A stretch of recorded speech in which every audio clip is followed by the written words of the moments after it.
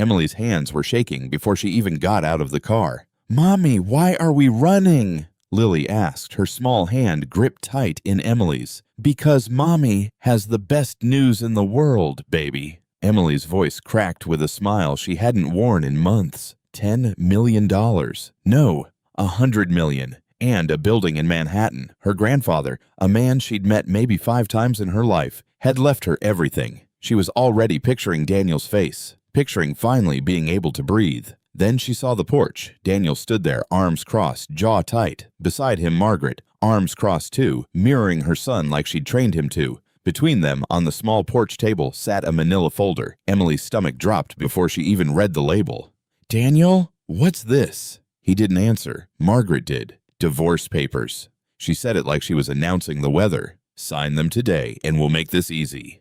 Noah tugged Emily's sleeve. "Mommy, what's divorce?" Emily crouched, kissed his forehead. "Go inside with your sister, sweetheart. Cartoons. 2 minutes." The kids ran in. The moment the door shut, Margaret's smile turned sharp. "Pack your bags," she said. "This house has no room for a leech." Emily felt something in her chest. Not heartbreak. Something colder. Something that had been building for a year. Ever since she'd first found the hotel receipt in Daniel's jacket. She looked at Daniel. He wouldn't meet her eyes. "You knew about this?" she asked him directly. "You let your mother plan this ambush the same day I—" "Just sign it, Emily." Daniel's voice was flat, rehearsed.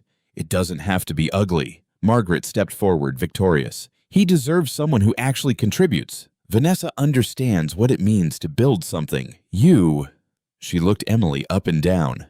"You just took up space." Emily should have been shaking, should have been crying. Instead, she smiled. Margaret's face twitched. "What's so funny?" "Nothing," Emily said softly, pulling out her phone. "Just, before you throw me out of this house." She turned the screen toward them. A document. A deed. "You should probably know whose name is actually on the title." Daniel's face went white. "What are you talking about? This is our house. I bought this." "No," Emily said, voice steady as steel. "You didn't." Margaret snatched the folder off the table like it might save her. "This is a legal document, Emily. You signed—" "Read the deed, Margaret." Emily's smile didn't move. "Go ahead. Read whose name is on it." Daniel grabbed the phone from her hand, eyes scanning, then snapping up to her, panic breaking through for the first time. "This says, 'This house belongs to—'" His voice cracked. "Emily, what did you do?" Emily took her phone back, calm as ever. "3 months ago, I bought this house, cash, under my name only." Margaret's mouth opened, closed. That's impossible. We've been living here, paying the mortgage." "You've been paying rent to a bank account I set up," Emily said.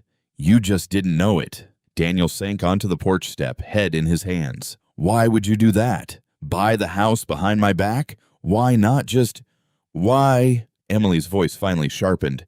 "Ask Vanessa. Ask her about the Riverside Hotel, room 412, March 14th. Silence. Margaret's head snapped toward her son.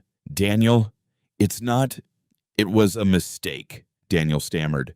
"One time it was—" "14 times," Emily corrected, pulling up a folder of screenshots on her phone. "I have the credit card statements, the messages, the photo she posted, then deleted, of your watch on her nightstand. I've had a year to collect all of it, Daniel. A year of smiling at your mother's dinners while you thought I didn't know." Margaret's face had drained of its usual superiority. "You've been planning this." "I've been protecting my children," Emily said. "There's a difference." Daniel stood, desperate now. "Emily, please, we can talk about this. The money changes things. The money didn't change anything," Emily cut in. "The money just means I don't have to be afraid of what happens after I leave. I was already leaving, Daniel. I filed months ago." His face twisted in confusion. "Filed what?" Before she could answer, her phone rang. She glanced at the screen. Robert Hale, Whitfield Estate. She answered, listened for a moment, her expression unreadable. "Tomorrow, 10 a.m. "Understood." She hung up, looked back at Daniel and Margaret, still frozen on the porch of a house that was no longer theirs. "That was my grandfather's lawyer," she said quietly. "Will reading is tomorrow. Apparently there's one more clause. Something about the New York building neither of us knew about." Margaret's eyes lit with something ugly and calculating. As his granddaughter's family, surely we still have a claim to— Margaret. Emily's voice cut through the air like a blade. You told me to pack my bags 20 minutes ago. She smiled again, the same quiet, dangerous smile from before. Be very careful what you ask for next. The lawyer's office smelled like old leather and colder truths. Robert Hale sat behind a mahogany desk, glasses low on his nose, folder open in front of him. Emily sat across from him, Lily and Noah with a sitter for the morning. Daniel and Margaret had shown up anyway, uninvited, but Robert hadn't stopped them at the door. Let's begin, Robert said. Joseph Whitfield's estate, in full, transfers to his granddaughter, Emily Carter. He read the numbers. 100 million liquid and invested. The Manhattan building, 11 stories, fully leased, worth another 30 million on top of that. Margaret's hands gripped the armrests. There must be some allowance for family. We raised her husband. We're practically— Mrs. Carter, Robert said without looking up. You are not named anywhere in this document. Neither is your son. That's absurd. Daniel is her husband. By law. By law, Robert interrupted. Spousal claims depend on the marriage being intact and the assets being marital property. Mr. Whitfield structured this trust specifically to exclude both. He was very thorough. Daniel leaned forward. Emily, look, I know I messed up. Badly. But we have 2 kids. A whole life. I'll end things with Vanessa today. I swear. If you just— Daniel— Emily didn't raise her voice. She didn't need to. I filed for divorce 3 months ago. The room went still. You— Daniel blinked. What? March 20th, Robert confirmed, sliding a copy of the filing across the desk. Filed and processed before Mr. Whitfield's passing, before any of this money existed. Margaret's face had gone the color of ash. So this whole time, the papers on the porch, you were serving her divorce papers to a woman who'd already divorced you? Daniel said nothing. There was nothing to say. Robert closed the folder. There is one more matter. The prenuptial agreement signed 8 years ago. Mr. Carter, did you read it before signing? Daniel's silence was answer enough. It explicitly excludes any inheritance, gift, or windfall received by either party from spousal claim, regardless of when received during the marriage. Robert looked at Daniel over his glasses. You signed it in this very office. I notarized it myself. Emily stood, smoothing her coat. I think we're done here. Margaret rose too, voice shaking with fury now instead of contempt. You planned this. All of it. The house, the papers, the timing. No, Emily said, turning at the door. I planned my exit. Your son planned his affair. My grandfather planned his will. The only thing I didn't plan— she glanced at Daniel— was how satisfying it would feel to watch you both realize it all at once. She walked out. Behind her, she heard Daniel's phone buzz on the table. A text lit up the screen before he could grab it. Vanessa, saw the news about your wife's inheritance. We need to talk. Now. Daniel found Vanessa at her apartment that evening, still in her work clothes, arms crossed, phone in hand. $100 million, she said before he even got through the door. You told me you were about to inherit money from your family, that we'd finally be set. Was any of that true? That inheritance isn't mine, Daniel admitted. It's Emily's, from her grandfather. I didn't even know he had money until yesterday. Vanessa's expression hardened.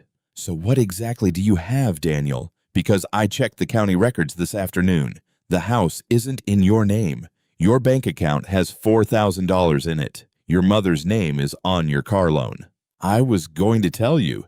When? After I left my job for you. After I told my sister we were moving to Connecticut together. Vanessa's voice rose. You let me believe you were some quiet rich guy who just didn't like to show off. You're not rich, Daniel. You're broke. And now your wife owns the house you cheated on her in. Ex-wife, Daniel muttered. She filed months ago before any of this. Vanessa stared at him for a long moment, something shifting behind her eyes.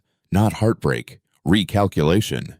Get out, she said quietly, and don't call me again. Across town, Margaret paced her son's, now Emily's, living room, phone pressed to her ear, calling every relative who'd take her call.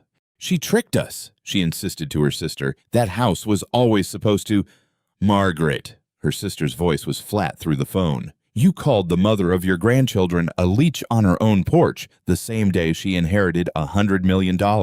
I don't think tricked is the word anyone else is going to use. Margaret hung up. Daniel walked in an hour later. Jacket soaked from rain he hadn't noticed falling. He found his mother sitting in the dark. "Vanessa's gone," he said. "Good riddance," Margaret snapped, though there was no real venom left in it. "We need a lawyer. We contest the prenup. We fight the divorce. We are not walking away from this with nothing." "Mom." Daniel sat heavily across from her. "There's nothing to fight. Robert Hale notarized that prenup himself.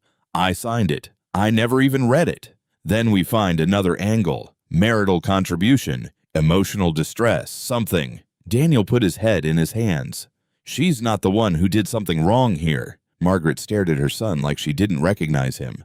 "So you're just going to let her take everything?" "She's not taking anything," Daniel said quietly. "It was never ours to begin with." His phone buzzed. A message from Emily's lawyer. Court date set. 2 weeks. Full custody petition and asset division to be finalized. Please have counsel present. Margaret read it over his shoulder, her face falling for the first time into something that looked almost like fear. 2 weeks, she whispered. Where are we supposed to live in 2 weeks? Neither of them had an answer. The courtroom was smaller than Daniel expected. Quieter, no dramatic gallery, no crowd. Just Emily, calm in a gray blazer, her lawyer beside her, and across the aisle, Daniel and Margaret, with a lawyer who kept shuffling papers like he was searching for an argument that didn't exist. Your Honor, Daniel's lawyer began, we contest the validity of the prenuptial agreement on grounds of undue pressure at the time of signing, as well as request spousal support given the significant change in objection, Emily's lawyer said mildly. Mr. Carter is on record, notarized by the estate's own attorney, confirming he read and understood the agreement in full 8 years ago. There is also a text message submitted as Exhibit C in which Mr. Carter tells another party, she glanced at her notes, quote, the prenup doesn't matter, we'll never actually need it. The judge's eyebrows lifted slightly. Margaret leaned toward her son. You texted that? To who? Daniel didn't answer. He already knew Vanessa had screenshots of everything. Emily's lawyer continued, laying out the paper trail methodically. The divorce filing predating the inheritance, the independently purchased house, financial records showing Daniel's contributions had steadily decreased over the last 2 years while Emily covered nearly all household expenses. Objection, Your Honor, this is irrelevant to... It's entirely relevant, the judge said, cutting him off. It establishes financial pattern prior to the alleged windfall. Daniel's lawyer sat back, out of moves. The custody portion took even less time. Emily's calm, documented history, school pickups, doctor's appointments, every parent-teacher conference attended alone, stood in stark contrast to Daniel's absence, corroborated by his own mother's earlier statements to friends, now subpoenaed, calling Emily the one who actually raises those kids. The judge didn't take long to decide. Full custody to Emily. Reasonable supervised visitation for Daniel. Spousal support? Denied. The prenuptial agreement? Upheld in full. The house, the inheritance, the trust? Untouched. Unshared. Entirely hers. Margaret sat frozen as the gavel came down, the weight of the ruling finally landing. Where, she said slowly to no one, are we supposed to go? Because the house, the one she told Emily to pack her bags from, was already listed for sale. Emily's lawyer had filed the paperwork the same morning as the hearing. Outside the courthouse, Daniel caught up to Emily on the steps. You really thought of everything, he said, not quite bitter, not quite admiring, just tired. Emily stopped, looked at him, really looked, maybe for the last time without anger attached to it. No, she said, I just stopped hoping you'd think of me first. That's all it took. She walked to her car. Her kids were waiting for her on the other side of the city in a life that no longer had room for a leech, except this time it was true, and it wasn't her. 3 months later, Emily stood on the sidewalk of West 42nd Street, looking up at 11 stories of glass and steel. Her building, Lily's small hand in her left, Noah's in her right. This is all ours? Noah asked, craning his neck back. This is home now, baby. Emily smiled. The real kind, the kind she'd forgotten she still had. The apartment was on the top floor, still half in boxes, morning light pouring through floor-to-ceiling windows. Lily had already claimed the room with the window seat. Noah had already named 3 imaginary friends in the elevator. Emily's phone buzzed. A text from Robert Hale. House sale finalized. Proceeds transferred to trust. Margaret Carter has vacated the property as of this morning. She didn't feel triumphant reading it. Just finished. Like closing a book, she'd already stopped caring how it ended. The buzzer rang an hour later. She checked the camera. Daniel, standing in the lobby, hands shoved in his pockets, looking smaller than she remembered. She almost didn't answer, but she did. "I'm not here to fight," he said when she opened the door, kids' laughter echoing from the room behind her. I wanted to see them, and I wanted to say I'm sorry for all of it. The porch, the papers, my mother's words. I let it happen." Emily studied him for a long moment, not with hatred, just distance, the kind that comes when someone finally stops mattering the way they used to. "Your visitation is every other Saturday, supervised through the agreement," she said evenly. "You're welcome to see them then. Call ahead next time." "Emily, Daniel." Her voice was gentle now, which somehow landed harder than anger would have. "I spent 8 years making room for you. In this house, there's room for exactly the people who choose to show up for them." She nodded toward the kids' laughter. "Not the ones who show up after everything's already lost." She stepped back and closed the door. Not slammed, just closed. Final. Inside, Lily ran up, tugging her sleeve. "Mommy, can we get pizza for dinner? Real New York pizza." Emily crouched, kissed her forehead, the city lights just beginning to flicker on, beyond the window behind them. "Baby," she said, smiling, "we can get anything we want."